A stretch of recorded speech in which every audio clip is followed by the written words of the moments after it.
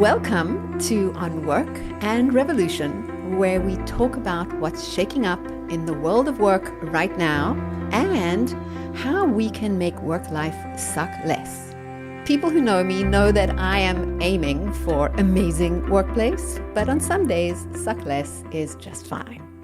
I'm your host, Debbie Goodman, and today we have Kate O'Neill as our guest. So Kate O'Neill is founder and CEO of KO Insights, a strategic advisory firm. Among her prior roles, she was one of the first 100 employees at Netflix, developed Toshiba America's first intranet, and founded MetaMarketer, one of the first digital strategy and analytics agencies. That's a lot of firsts, Kate.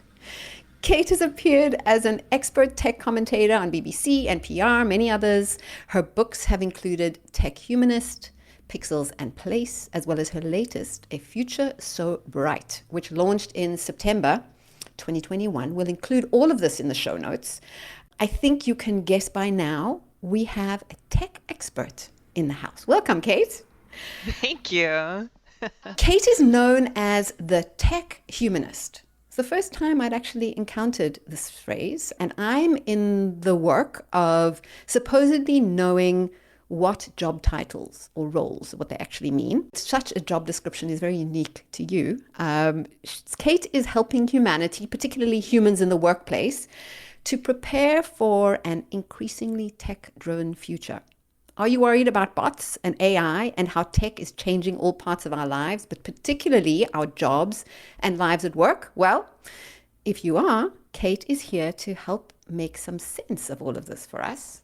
And she brings an optimistic lens to it all. So thank you so much for being here. Thank you for having me. Kate, when do you think that the first CEO will be a robot? How fast actually are things accelerating? That's such a fun provocation as a question. I want to back up from that question, though, because I think it's really important to acknowledge that there are technology systems that do manage human work already. So in environments like factories or warehouses, there are an awful lot of surveillance tools and automation that keeps track of human labor and its efficiency. So whether you're performing fast enough at your job and things like that. So there are algorithms that are monitoring and saying, Debbie did her 7.4 seconds unloading her boxes and Kate only did 7.8 seconds. So hurry it up, Kate, next time, you got to average better. And that really is happening. But obviously, that's a long way from executive decision making. There is a gap there, but I don't think it's unrealistic to imagine that we're going to see more and more technology systems overseeing human work. And that is a tension that I think we're going to need to reconcile. You spoke as a headline keynote speaker with Sophie the robot. Tell us more about that. Yeah, I used to joke that, my job as a professional keynote speaker was one that was probably not going to be taken over by robots anytime soon. And then shortly thereafter, I found out that I was billed as a keynote speaker on a conference that had Sophie alongside as another keynote speaker. And I was like, well, okay, so this is happening faster than I thought. But what was interesting about that experience was it's a great novelty, and I think the audience enjoys it. But the organizer was telling me when I got to the conference, Sophie had spoken the day before, he said that the whole process of working with Sophie was learning about the smoke and mirrors behind Sophie the robot as a marketing phenomenon, that it took several human handlers, to set everything up and make sure that Sophie had her blocking correct on the stage and, could answer certain questions. And even then, he was saying that there were things like very odd pronunciation gaps where she couldn't say certain things that you would think that she would have been programmed to be able to say, like AI, for example. He said she was saying AI as if it was like A or I or something, like it was all blurred together. It was a very odd, quirky sort of experience, but I was really relieved to hear that it wasn't a flawless experience. Okay. Because that gives you a hope little bit that of you've still got a job for the next little while. I can feel a little smug as a human, Right. that I've still got this. Right. I mean, I was hearing a similar story about the new robot that was built at Tesla. and how many people it took to get this thing on stage. So, Yeah, yeah. I think with that one, it's funny because I think it was fewer than what they had done before. Though before, I think they actually had a human in a robot suit, basically. This one was more like the experience I was just describing, where, there's a bunch of handlers and they have to program all the coordinates of, where the robot is going to move on stage and things like that. So there's what's interesting, and I think this is an important point, that what people need to understand is that when we talk about AI or when we talk about emerging technology, that AI is not the same as robots, and robots are not the same as AI, and there's different sort of subcategories within these fields. And I think the way most of us are likely to encounter AI is in forms that we already have. Like if you have a Netflix account or any streaming account, you've had movies recommended to you by AI. If you use Spotify or any other streaming music platform, you've had music recommended to you by AI. And that's the way most of us encounter those types of things, as recommendations, as kind of nice built out sort of functions and features to our existing sets of experiences. It's not very common that we'll encounter intelligent or quasi-intelligent robots in our day-to-day lives. Although, a lot of hotels and sort of travel and transportation sorts of hospitality kinds of companies are experimenting with what it means to have like a receptionist who's a robot. But even then, those are extremely limited function. Like it's going to be able to do things like issue you a key if you lost one or things like that. I think it's just important that we have that understanding because things are changing fast, but we don't yet have the capability of, smart robots that are, Rosie the robot, sort of the house cleaner from the Jetsons or whatever. Like that doesn't exist yet. And that's kind of too bad because I think we could all use a little Rosie the robot in our homes. I guess the key word there is yet. And I think that there's certainly a growing awareness that the technology is not advanced enough yet to replace some high functioning decision making jobs, particularly knowledge workers, yet. But it's escalating, it's accelerating. We're seeing new innovations all the time, even in sort of fast food chains due to the issues around hiring workers. There are many that are investing in technology to replace cooks and to replace sort of relatively low-level jobs that require repeated action to a level of repetitiveness.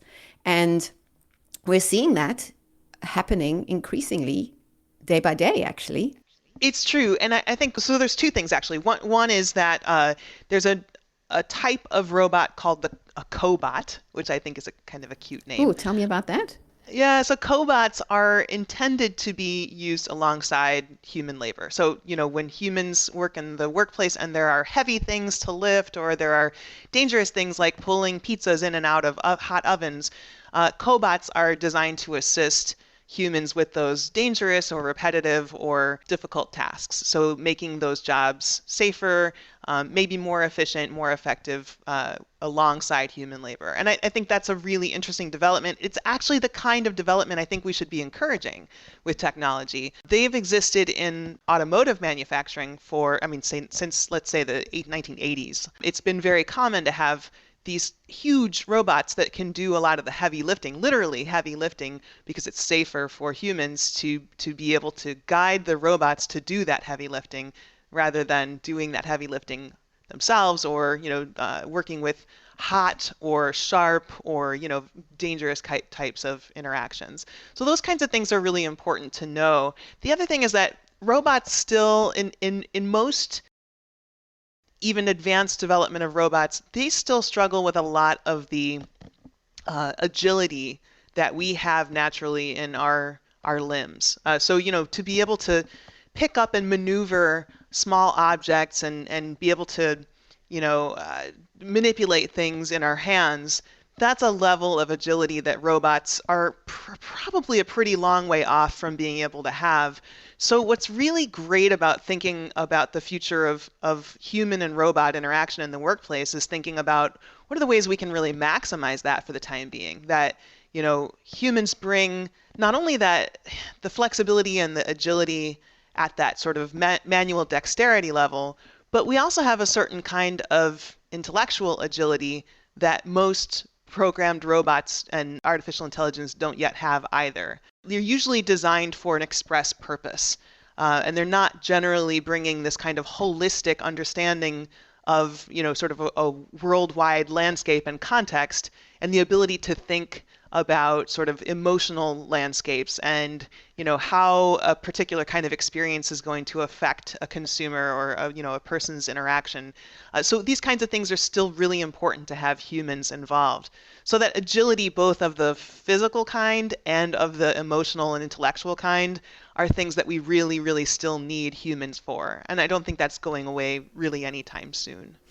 I think really that is the question that plays on people's minds when they start thinking about the future of work, is mostly what is the level of security that I have that my job is going to be relevant for the next how many years, and then play that out to parents who are thinking about educating their kids around what does the future hold for my children, around the college that they're going to go to, the skills they're going to be prepared for, the future that they are walking into in the world of work. And you and I had an interesting conversation a little while ago about the vocabulary that we need to start applying to the future of work, the future of jobs, the future of workplace, and the future of work culture. And those are all slightly different things. But if we just have to take it back to the future of work and the future of jobs, say more about how we could be thinking about that. Yeah, I noticed this a few years ago that in the discourse around the future of work, that people often conflate the future of work and the future of jobs. But I actually don't think that we mean the same things when we talk about those. And in the future of work, those conversations are usually dominated by employer-centric questions like, what does the future look like for the types of teams and collaboration that we need to be thinking about? What does it look like for the employer-employee contract? How will we need to be cultivating managers to be able to manage remote and hybrid teams, et cetera? Those types of things are, obviously completely valid questions for leaders and for managers and from an employer-centric lens. Okay, and those sit in like the future of work category. Yes, yes.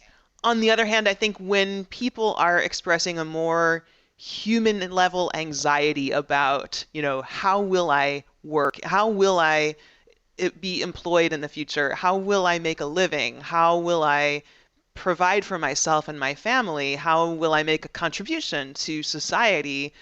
How will I derive my sense of fulfillment and meaning and identity? Because, a lot of that is how we've thought about work over generations and generations that, I think it's so fantastic that we have this phenomenon of names that derive from labor, like carpenter or baker or butcher. And these kinds of things are true across every language. It's not just English, the English words. We definitely need there to be some understanding of how we're going to have that sense of identity and that sense of accomplishment and contribution in a future where we may not necessarily be working jobs for our provision of income or how we feed ourselves and sustain ourselves. So I think those two sets of questions are very, very different from one another. And it really behooves us, I think, to keep them separate and make sure we're addressing them separately. The future of work question, the employer-centric lens, I think is what we've spent the last few years dominated the landscape. We've talked a lot about the hybrid teams and the remote workforce and workplace and how that looks and how that's going to change and whether you should bring people back to the office and those sorts of things. All very good, relevant questions, but they don't get at the heart of what does it mean for people if their jobs are threatened by a sense of automation sort of encroaching on the tasks that make up their jobs. So I think that's an important bit of language too, is understanding that jobs are usually like buckets. They're kind of containers of the tasks and the value that they contribute to an organization, and it's not usually the case that automation replaces jobs outright. The automation typically replaces tasks, and those tasks start to erode in this sort of job space, the role of a particular job. And I think once they erode enough of that, then there starts to be a worry that enough value is being contributed by these automated tasks that make up what used to be a job so that we don't need a person in that job anymore. But I think the interesting thing about this discussion is that more often than not, we're also creating new jobs around new tasks that new automation requires some kind of oversight or categorization or content mining or data mining or new technology skills or whatever the case may be. So an awful lot of very sophisticated, complex vocabulary and sort of framing around those two seemingly simple issues that so often get conflated into one. I mean, I've definitely noticed that the whole conversation around disruption, AI, machine learning, automation, digitization, that was very prominent up until the pandemic, quietened, it seemed, maybe not in your world, but in my world, it quietened during the pandemic because we were just focused on how the hell do we actually do this new work hybrid remote thing. And then the conversation became dominated around that. And it's only, I mean, perhaps the conversation has been happening, there consistently, but in my world, I've definitely seen now the question around the future of jobs and the question around AI and automation and digitization escalate, and that fear creeping in certain domains. And so, I mean, what I'm hearing you say is that yes, there's definitely a constant shift. There's a gradual escalation of automation. There will be certain tasks that get replaced by machines. It's been happening already for many years. We see that, but then new jobs get created. And yet there's also a lot of, pretty vocal, individuals and bodies and people with agendas who are placing emphasis on organizations to reskill and upskill their workers. That feeds into individual questions around, am I going to be relevant? Do I have a job? And so there's a lot of fear mongering. And how relevant is it? How afraid should we be? I think that very much depends on the type of work that you're in or that you do. We've certainly seen demonstration that there can be and have been whole job categories that can be displaced and replaced by automation. It certainly has happened in the past, and it is happening with job roles like truckers that we can expect over the next few years to come, that function increasingly goes to automated, autonomous vehicles. The role for human truckers is diminishing. So the human cashiers, human truckers, these types of jobs, I think we can sort of see the writing on the wall with them. But Kate, even in, say, for example, more professional domains, like certain roles in the legal profession, in the accounting profession, all of these professional domains, there are certain tasks that are now being done much better than humans. I think what happens in the office or the professional domain that's interesting is that the types of work that get done are by definition a little more fluid. Like the types of things that have to happen typically span a wider range of job categories. So you're not usually as fixed. If you're the receptionist today, there's nothing stopping you from being, an administrative assistant tomorrow, or vice versa. There's often these types of roles do have a certain amount of push and sway in terms of the types of tasks that can be assigned to them, that can derive value from them. I think it's also important that we talk about, and I do think that the trucker and cashier and that sort of job discussion is important in this, because I think one thing that we tend to forget when we talk only about the sort of professional services domain is that when we were in the height of the COVID pandemic, when we were at the beginning of it, and I think that the discourse started to become, well, everybody is working from home now, and everybody is doing these kind of remote things, and we've done this digital transformation around work. But of course, we always knew that essential workers were on the front line, not able to work from home because that wasn't their job. Exactly. But I think one thing that really fascinated me was learning a statistic. As I earlier this year, I spoke at the World Government Summit, and I spoke on the future of the workplace and emerging trends like the metaverse and what we can expect to see happen as far as the digital transformation of the workplace and what kinds of interventions we need from a policy standpoint. to speak to that. My research team, they found a statistic that the bottom quartile of wage earners during that time, only about 9% of them were able to work from home, whereas within the top quartile of wage earners, it was something over 60%. So an awfully big distribution there, and a really important thing for us to remember that we are really talking about such varied experiences across this discussion. And I think it really is important for us when we talk about the future of work and the future of jobs that we're having a very broad, expansive, multifaceted conversation about what that means for different kinds of people and different kinds of jobs. I find that because I work in professional services, it feels like the conversation around hybrid and remote is, it's really almost exclusively reserved for those who have that capability intrinsic to their jobs. And that's actually a very small number in comparison to the big picture. Let's get into revisiting of the worker relationship, because you alluded to that a little earlier. We spoke about it in a prior call. Tell me a little bit more about what you see happening now. Yeah, I think it's been so interesting the trends that have all bubbled up and become big headlines like the Great Resignation, the Great Reset, the Great whatever insert word here. Everybody loves to do their own variation on that. And then, of course, the quiet quitting thing that's become such a huge phenomenon over the last few months in terms of the headlines and the media coverage. I don't know how much of a real phenomenon it truly is. Yeah, that's been so interesting. Just to stop there for a second, so interesting to see a label placed on something that is kind of been endemic for since forever, actually, is nothing really new, but caught such fire that you have to look at where is the smoke. Why did that catch such contagion and excitement and interest?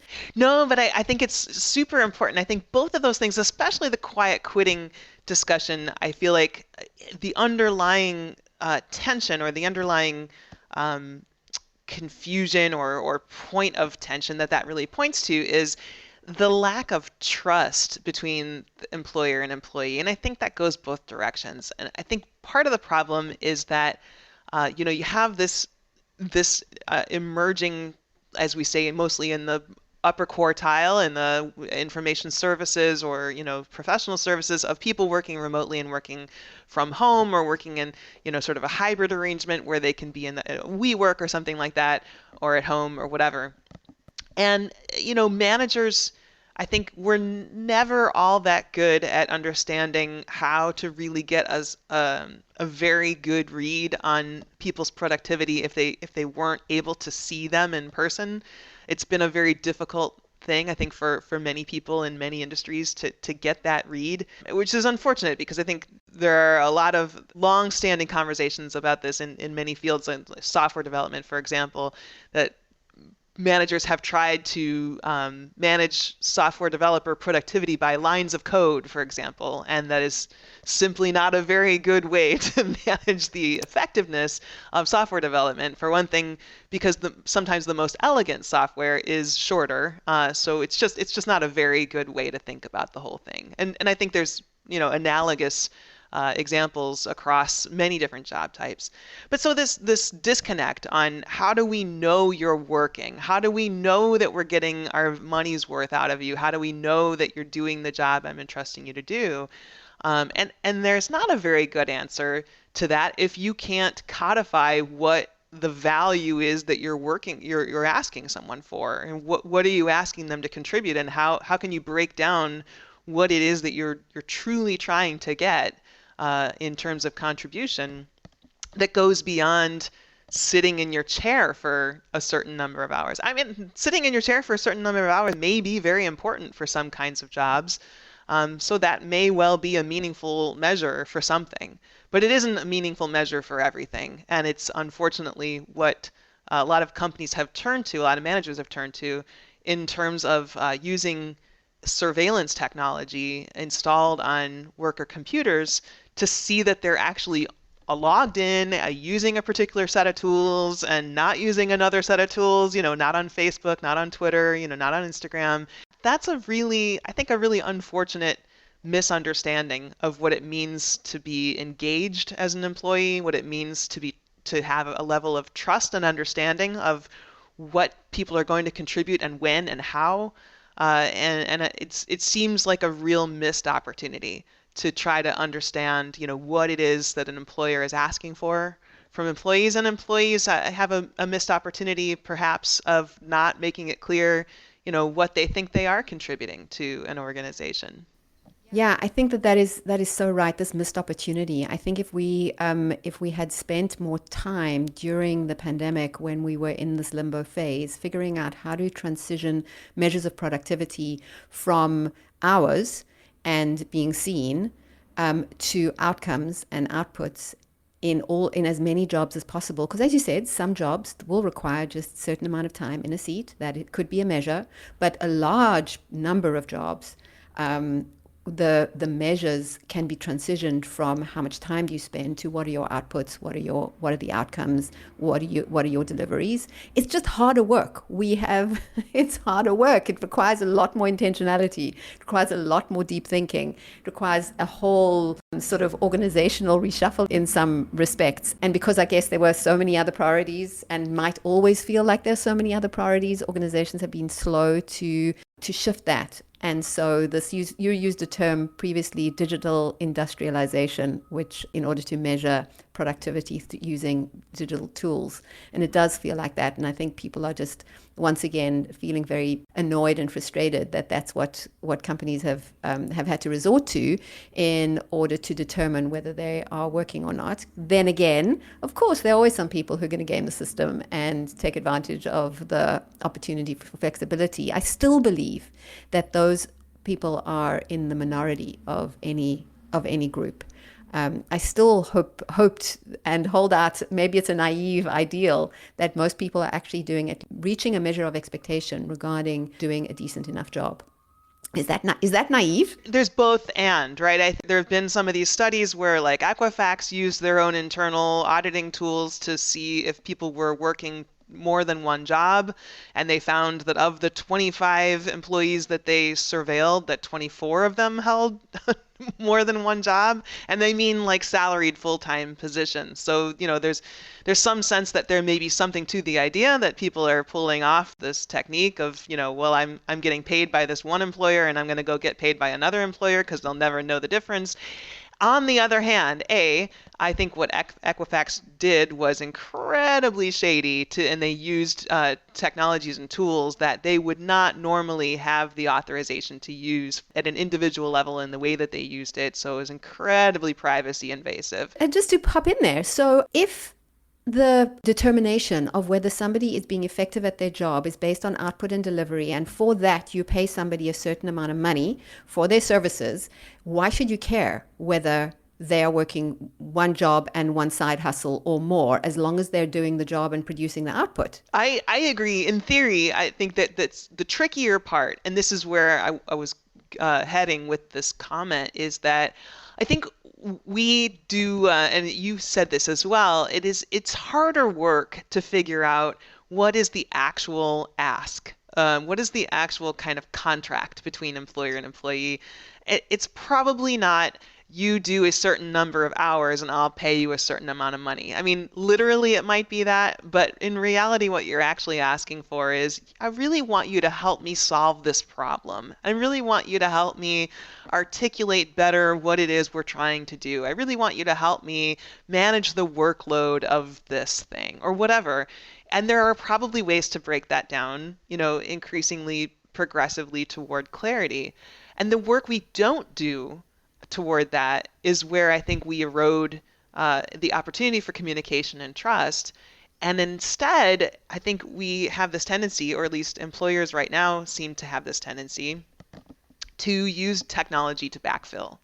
And instead of having that conversation and getting that clarity strategically, sort of purposefully, intentionally in their organization, and instead of getting sort of a culture of alignment around what it is you're trying to do as an organization, they're saying, hey, and instead we could just install surveillance technology and figure out who is trying to trick us by not being at their desk when we think they're at their desk. That feels like such a waste of energy and time I in agree. trying to figure that particular issue out, rather than helping individuals to figure out what the outputs and what problems they're supposed to be solving. And if they can get there quicker with less code Yeah. and with with reduced friction, I mean, more the better, right? Yeah. Anyway, I have a fun little story from my days at Netflix and my early time at Netflix. I had come in as the first content manager. I had a team of content producers that I came in to work with, and that reported to me. In the first few days that I was on the job, I had a voicemail from three of them that were all calling out on the same day, calling out sick. And I was like, oh my gosh, something must be going around, right? A few days later, it happened again, same three employees, and a few days later, it happened again. And I was a little befuddled by this until in my mind's replay of this story, it's like this very Hollywood scene where someone is passing me as I'm walking to the break room and they whisper in my ear, like, check the surf report. And that's what it turns out to be, is that they're surfers. I knew nothing about surfing, and those were the days in which the surf conditions were good. So, I brought my team in for a group meeting, and I was just like, all right, you got to explain this to me. What happens on a day when you go out surfing? Are you going out the whole day? Are you going out just in the morning? I want to understand, like, is there a way to make this compatible? And they said, oh, we go out first thing in the morning. We might be back by, 10, 11 a.m. I'm like, well, then just come in afterward. Why would you waste the entire day? And so they were like, well, we can do that. To me, it made no sense not to have the clarity and transparency of that communication, that's what mattered to them. They wanted to be able to have that lifestyle in addition to being able to be a valued member of the team, of my team at Netflix. And I wanted them to be able to have that opportunity, but I needed them to know that in order to do it, we needed to lay our cards on the table and be true and transparent with one another. And so we were able to establish that trust and the transparency and communication going forward. And that, ultimately was one of the pieces of sort of the story, the culture that built into Netflix's famed culture. And I think that kind of hiring adults and trusting them to be adults, kind of creating the kind of context where you can trust people to be adults about their decision making, it was invaluable to that company as it grew. so that freedom and accountability that is so well spoken about in Rules No Rules, we've segued so much from from when will the first CEO be a robot to talking about creating amazing workplace cultures where people can bring their whole lives and where there's a level of trust and where we don't have to be incorporating some kind of digital industrialization and surveillance tools in order to determine productivity. It's all part of the same question. But just to end off, what listeners who are still here, thank you for staying. But for listeners who are concerned about or freaked out about the impact of tech and AI, what should they be thinking about? What should they be reading? How should they be educating themselves? What's the lens that they can sort of apply to the conversation around, oh my goodness, my job's going to be taken out by a robot soon? Well, I think it behooves us all to become more familiar with what AI is and is not. I think maybe doing a little bit of self-education about what's out there that is AI. There's a lot of very interesting AI technology that's making its way out into the market. Creative AI that can help you write better or more quickly, or creative AI that can help you generate images. These are not without their ethical flaws and some foundational difficulties that are certainly worth exploring, and I would happily go into more detail about. But I think the point of it is to just understand what the capabilities are, because I think what we're going to see far more in the next sort of generation of this future of work, future of jobs saga is not so much about the replacement and displacement of jobs as it is about the augmentation of human jobs with increasingly sophisticated technology. And I think the more prepared we are to allow that technology to kind of co-produce with us and co-generate value, the more we're going to be adding value to our own output and to the employers and clients that we work with. I understand now why people call you the optimist, because that is just a great soundbite on let us actually educate ourselves and look at the possibilities and opportunities here instead of sitting in the corner quivering in fear. Kate, it has been an absolute pleasure. This conversation could have continued for a lot longer, but we're going to call it in here. Thank you so much. Thank you. Thanks for hanging around all the way to the end. It would mean the world if you would rate and review on Work and Revolution on your favorite listening app. It helps people know that the show is worth listening to, and so I'll really appreciate that. Thank you so much.